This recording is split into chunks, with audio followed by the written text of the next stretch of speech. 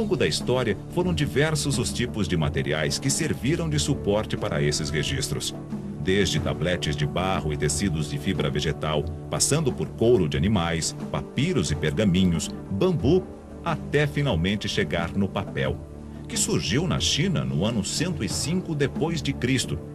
O papel era feito a partir das fibras da casca da amoreira, restos de roupas, redes de pesca e cânhamo, que eram umedecidos e misturados até formar uma pasta. A seguir, usando uma peneira e secando ao sol, a fina camada ali depositada transforma-se numa folha. O princípio básico deste processo é o mesmo usado até hoje na produção de papel.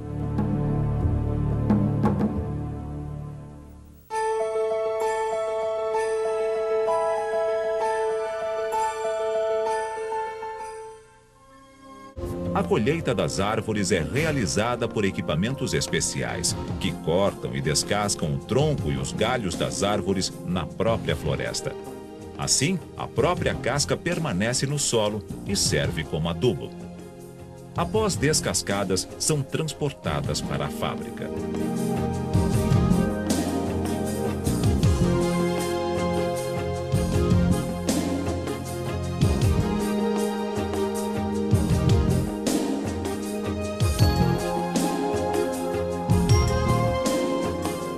Na etapa conhecida como picagem, as toras são transformadas em cavacos, pequenos pedaços de madeira.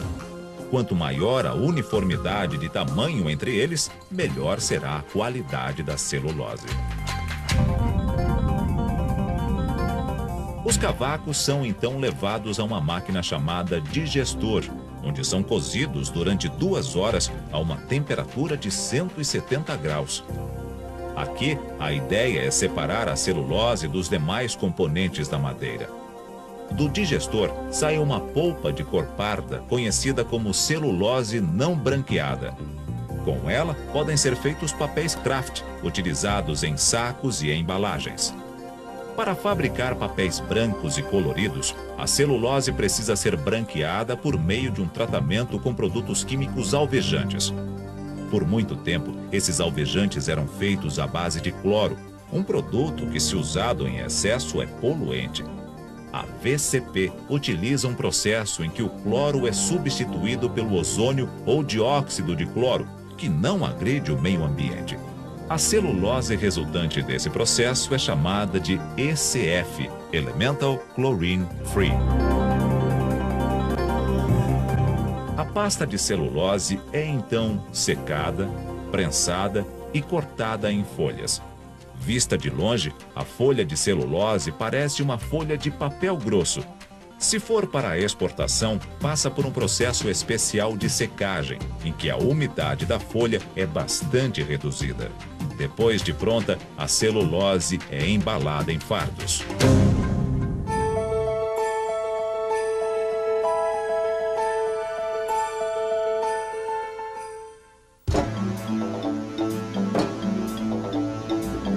Todo o processo de obtenção da celulose lembra um pouco uma imensa cozinha, não é mesmo?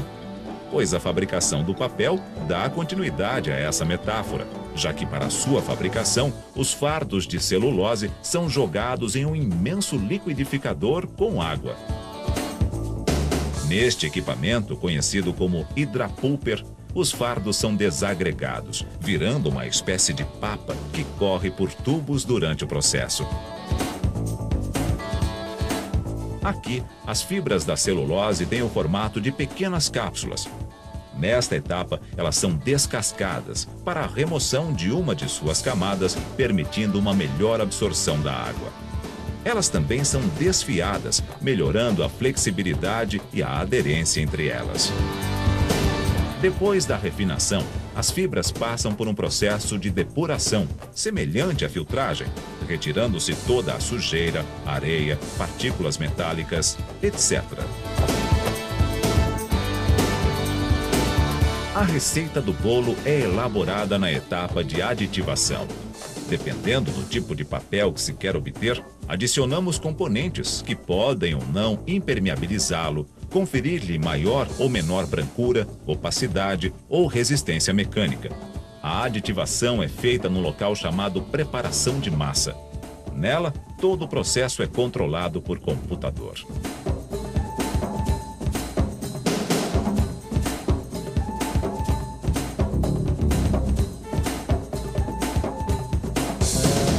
Aqui, a massa pronta é colocada numa esteira em constante movimento.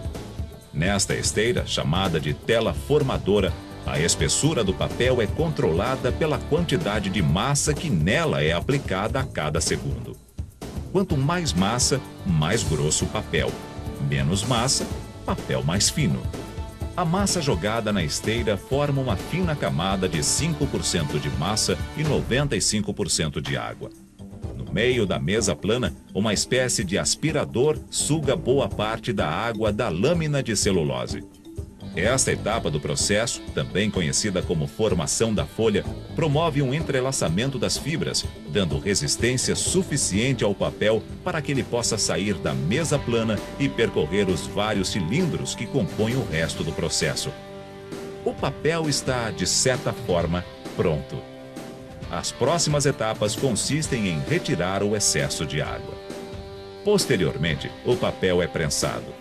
Esta prensagem tem dois efeitos sobre o papel. Primeiro, retira um pouco mais da água entre as fibras e a aspiram. Segundo, aperta as fibras umas contra as outras, dando maior resistência ao papel e diminuindo sua espessura. O papel passa então por uma série de cilindros aquecidos a vapor, como se o estivessem passando a ferro, retirando quase toda a água restante. Na etapa seguinte, o papel sofre uma colagem superficial. Como se fosse um laquê, este processo impede que as fibras sejam despenteadas, proporcionando maior resistência superficial do papel e a penetração de água. Depois, o papel é submetido ao processo de calandragem. A calandra é um conjunto de cilindros aquecidos e pressurizados que prensam e lixam o papel, uniformizando sua espessura e dando o acabamento superficial. O papel é então recebido pela enroladeira, um grande cilindro rotatório que enrola o papel proveniente da máquina. Posteriormente, a rebobinadeira desenrola a bobina maior, corta o papel e o enrola novamente em bobinas menores, que são mais adequadas ao manuseio em gráficas ou no corte de papéis planos. Em muitos casos, estes rolos são o produto final do processo. Isto ocorre quando o cliente não precisa de papéis planos ou com algum tipo de revestimento. Se este for o caso, a bobina vai daqui direto para a embalagem, cabendo ao cliente a escolha do diâmetro e da largura da bobina. Para os casos em que são necessárias folhas de dimensões padronizadas, os rolos são então desenrolados e cortados nas medidas solicitadas pelos clientes. A última etapa fica por conta da embalagem, que protege o papel e permite o seu manuseio até o usuário final.